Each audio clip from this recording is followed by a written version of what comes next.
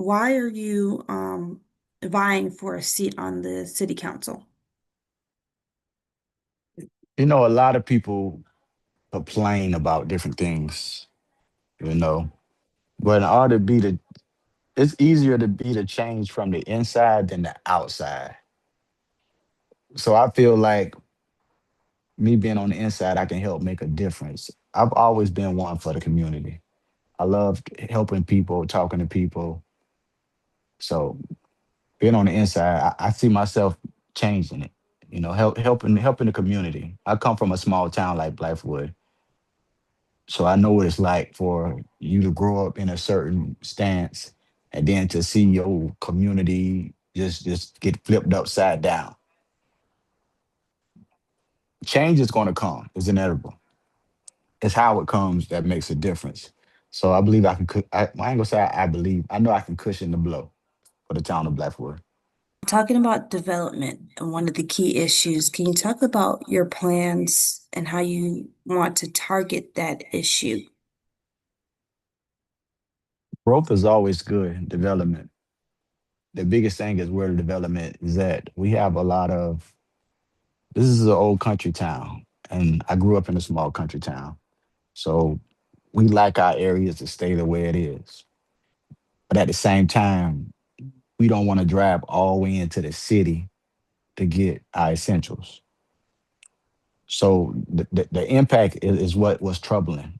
So we got to, my plans is to soften that blow. Explanation goes a long way. So we got to let them know what we're bringing and why we're bringing it, not just forcing it on them. One thing I would like to bring to the developers forefront is ADA compliance. A lot of developers do the bare minimum when it comes to ADA compliance. Being an actual person that personally needs ADA, we don't need the bare minimum.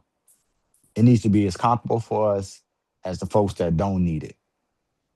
So my plans with the developers is to bring ADA to the forefront because at the end of the day, it's coming. It's how it's coming. So I would like to be a voice for the voiceless to help bring that in.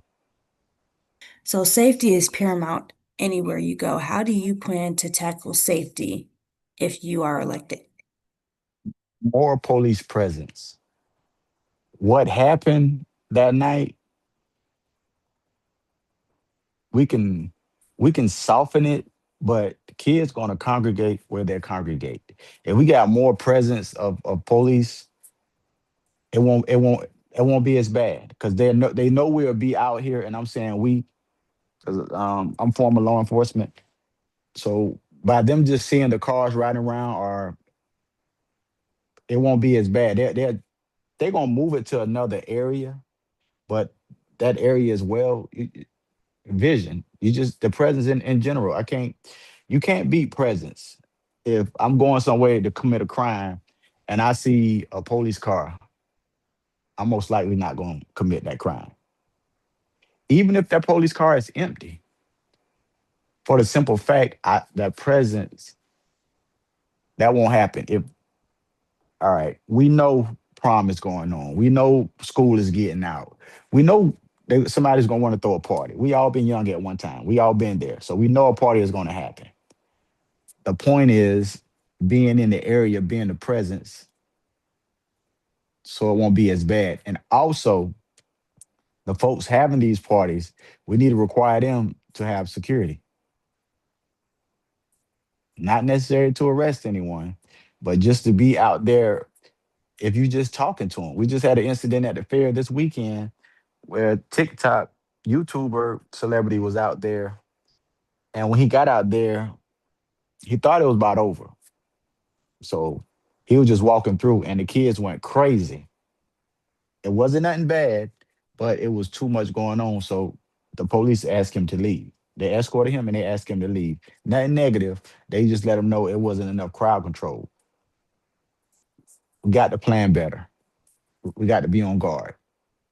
You know, stuff like this happening all over the world. It's not just here, but we need to prevent it here because this is where we're at. So at the end of the day, presence is key.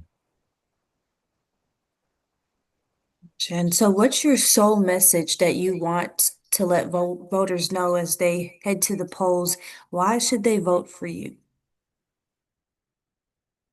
I'm a true example of what it means to get knocked down and not stay down, but get back up and push their resilience. I'm someone that's going to fight for you. I'm a voice for the voiceless.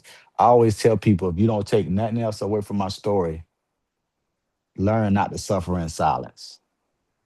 And one thing about me, I'm a man in the community. Win, lose, or draw, I'm still going to be a man in the community. At the end of the day, my steps are ordered. God brought me this far. If this is what for me, he'll carry me on through.